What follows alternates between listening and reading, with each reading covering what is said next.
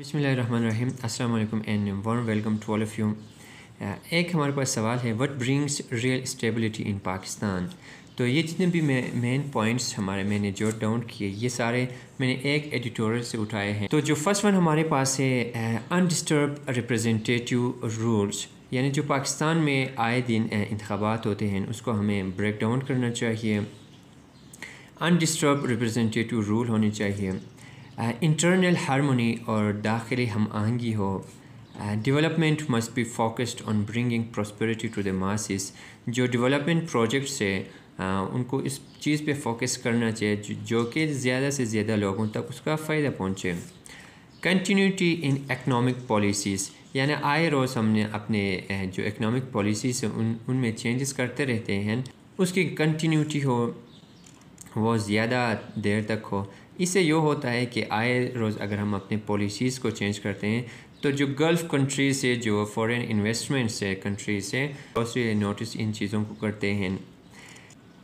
तो अगर हमारी इकनॉमिक पॉलिसी से देर पा हो, पाईदार हो, अरसे तक हो, अगर हम इसमें इस्तेहकाम ले आ सकते हैं तो ये फॉरेन इन्वेस्टमेंट को अट्रैक्ट करने का एक ज़रिया होगा। Profit repatriation should be ease, यानी जो मुल्क पाकिस्तान में इन्वेस्ट करते हैं और जो प्रॉफिट वो जनरेट करते हैं उसको रिपेट्रिएशन कहते हैं, वतन वापसी, यानी वो अपने मुल्क वापस बेचने में उनको आसानी हो। Giving the investors A business friendly climates, यानी जो इन्वेस्टमेंट्स है या बिजनेसमैन हैं उनको फ्रेंडली क्लाइमेट प्रोवाइड की जाए। And free of bureaucratic obstacles, यानी जो मुदाखलत करते हैं ब्यूरोक्रेट्स उनसे फ्री हो, आज़ादाना हो।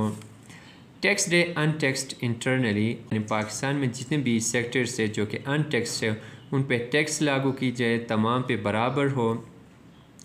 Learn to live within our own means, यानी जितना हमारे पास, अगर आप सपोज़ करें आपके ख़ानदान में या फैमिली में आप कमाते 100 रुपये हो मंथली या डेली, और अगर आपके ख़र्चे 110 हो तो आपको डेफिनेटली आपको लोन लेना होगा।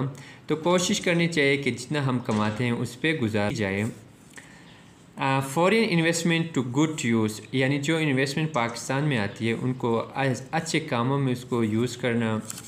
Baking bowl should be broken, यानी जो हम आए रोज़ IMF से कर्ज़ मांगते हैं नेचर को ख़त्म करना चाहिए। फॉरेन इन्वेस्टमेंट्स, यानी ऐसे माहौल बनाए जाए जो कि फॉरेन जो कंट्रीज़, फॉरेन मुल्क्स, जो गल्फ़ कंट्रीज़, जो अदर मुल्क्स हैं जो कि इन्वेस्टमेंट के ख्वाहिशमंद थे उनके लिए फ्रेंडली माहौल बनाया जाए।